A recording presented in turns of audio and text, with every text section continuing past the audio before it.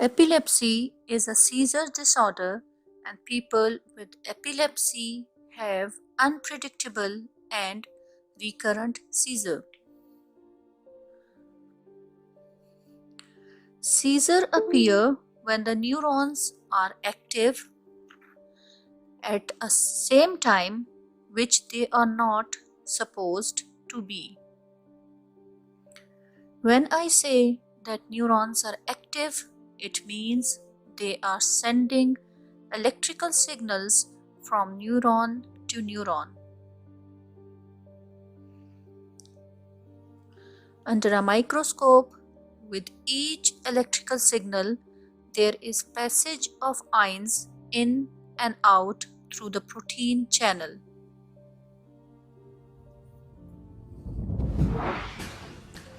This controls the flow of neurotransmitters. These neurotransmitters bind with receptors to say either open up and relay the electrical message. This is excitatory signal.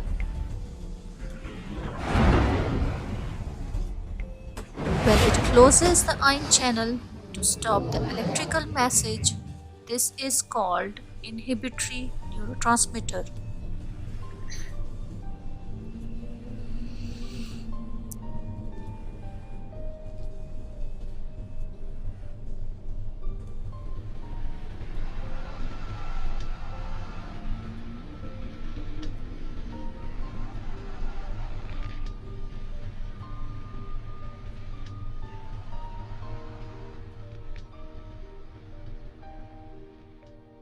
During a seizure, the cluster of neurons in the brain become impaired temporarily and starts sending out certain excitatory signals over and over again. These are sometimes called paroxysmal when either there is too much excitation or too little inhibition. The main excitatory neurotransmitters in the brain is glutamate and NMDA that responds to glutamate by opening ion channels.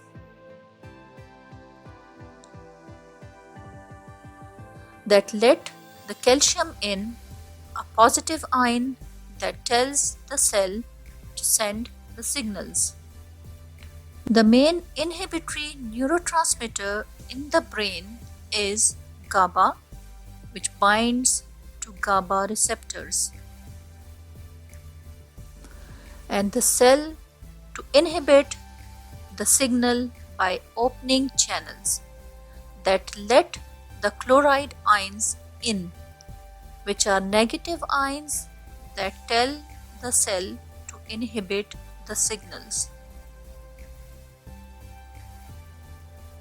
Whether it is a decrease in inhibition or an increase in activation, it is noticed by others as obvious signs. For example, jerking, moving and losing consciousness, strange smells. This all depends on which neuron in the brain are affected. When the affected area is limited to one hemisphere or one half of the brain or a single lobe, we call it focal seizure. If the jerking activity starts in a specific muscle group and spreads to surrounding muscle groups as more neurons are affected,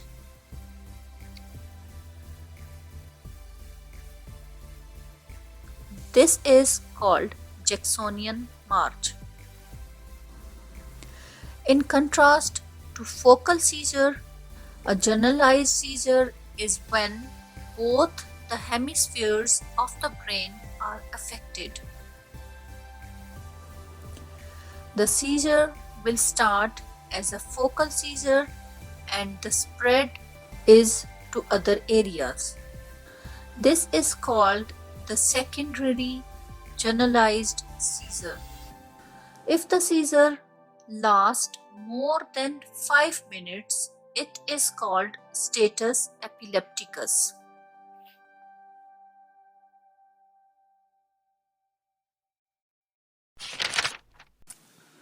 Now, if we look at the excitatory neuron, it looks inside is more negative than the outside.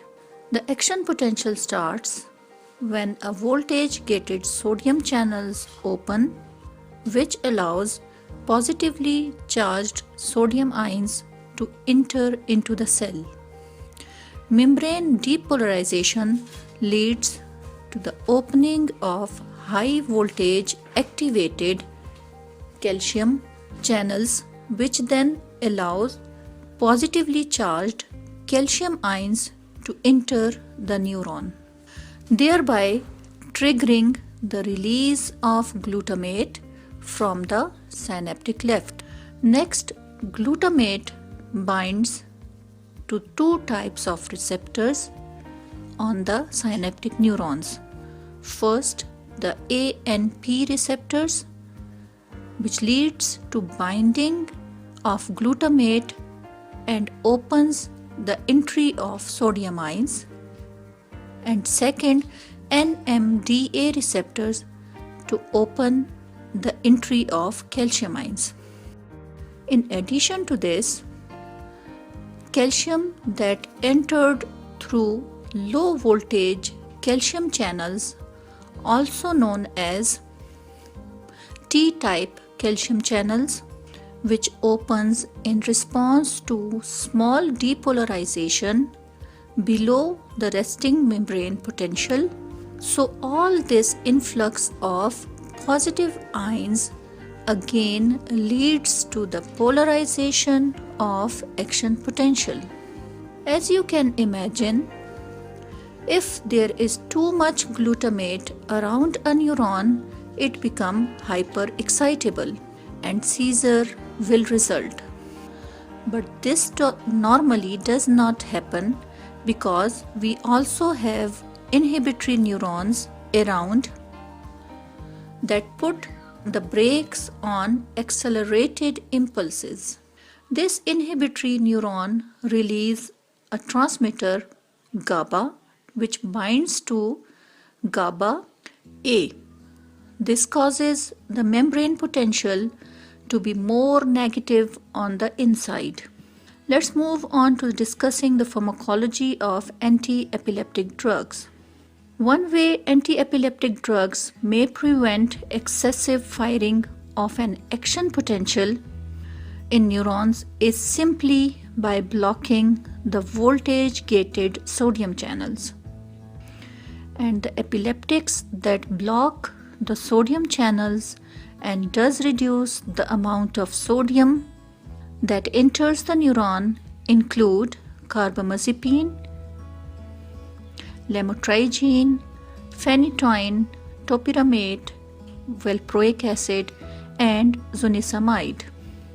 Now, another way anti-epileptics can slow down the hyperactive neuron is by blocking calcium channels. This task gets done by drugs that inhibit high voltage calcium channels such as lamotrigine and topiramate. Many of the anti-epileptic drugs acts on multiple targets. So as you can see, the lamotrigine, topiramate, while valproic acid can inhibit both calcium and sodium channels. Topiramate has been shown to also inhibit the transmission by blocking AMP receptors. Gabapentin, pregabalin also exert their effects by interacting with high voltage activated calcium channels. Levetiracetam, responsible for anti-seizure activity, by its ability to bind to a protein called SV2 found in the walls of vesicles that contain glutamate. This binding appears to impair the synaptic release of glutamate. This reduces neuronal excitability. Next, we have anti-epileptic drugs called felbamate. This inhibits excitatory neurotransmission by blocking NMDA receptors.